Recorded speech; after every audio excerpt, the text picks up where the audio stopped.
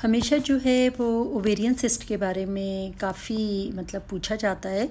तो मैंने सोचा कि ये बाय चांस एक बहुत ही अच्छी ओवेरियन सिस्ट अच्छी कहना पता नहीं ठीक है या नहीं, लेकिन ये कि बड़ी क्लियर गुड बिग साइज़ ये आप देख सकते हैं अल्ट्रासाउंड में कि बिल्कुल ओवल शेप और मतलब फुली ब्लैक स्मूथ कलर। तो ऐसी सिस्ट को जो है वो सिंपल सिस्ट कहते हैं।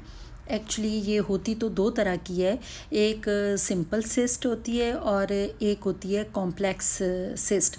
तो सिंपली इसको आप ऐसे कह सकते हैं कि according to patient condition, patient age और टाइप ऑफ जो सिस्ट होती है ओवेरियन, उस लिहाज से जो है वो फर्दर मैनेजमेंट को जो है वो डिसाइड किया जाता है। तो मोस्टली इस तरह के सिस्ट वाले जो पेशेंट होते हैं इनको हमेशा वन साइडेड ज़्यादातर पेन होती है। जैसे ये जो है ये एक लेफ़्ट साइडेड ओवरी है, ओवेरियन सिस्ट है, ठीक है। तो ऐसे पेशेंट जो होते हैं उन्हें on end of left side पे पेन होना शुरू हो जाती है, जो कि जैसे जैसे सिस्ट का साइज़ बढ़ता जाएगा ऑफ कोर्स पेशेंट ज़्यादा अनकंफर्टेबल होते जाएंगे। तो जब डॉक्टर को वो एग्ज़ामिन करते हैं तो और अगर कोई मैस फील हो तो फिर जो है फर्स्ट जो एक डायग्नोस्टिक होता है वो अल्ट्रासाउंड होता है। तो ये थ्रू टीवीएस और by abdominal according to size of the patient कि ये देखें कि ये इसकी जो है ये मेजरमेंट जो है वो की जा रही है।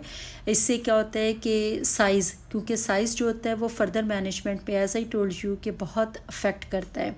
दूसरी चीज़ जो होती है सिस्ट में इम्पॉर्टेंट वो ये होता है कि वो सिंपल है। जैसे ये जो ब्लैक कलर है ना, हमेशा लिक्विड वाटर टाइप जो होगा वो ब्लैक नज़र आएगा अल्ट्रासाउंड में, और जो बोन्स होती हैं हार्ड स्ट्रक्चर जो होता है वो हमेशा वाइट कलर का जो है वो नज़र आता है, मतलब टोटली ऑपोजिट।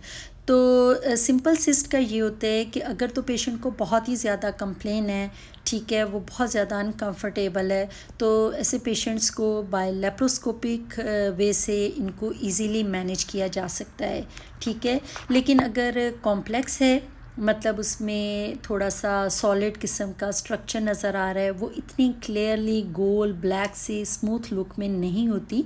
अगर मुझे कॉम्प्लेक्स सिस्ट भी नज़र आई तो मैं आप लोगों को उसकी भी शेप जो है वो ज़रूर दिखा दूँगी। तो उन ऐसे पेशेंट में अगर वो ख़ास तौर पे पोस्ट मेनोपॉज़ल हैं तो फिर उनको जो है फ़र्दर एवेलुएट करने की ज़रूरत होती है, क्योंकि ऐसे पेशेंट में मैलिग्नेंसी के जो चांसेस हैं वो बहुत ज़्यादा बढ़ जाते हैं।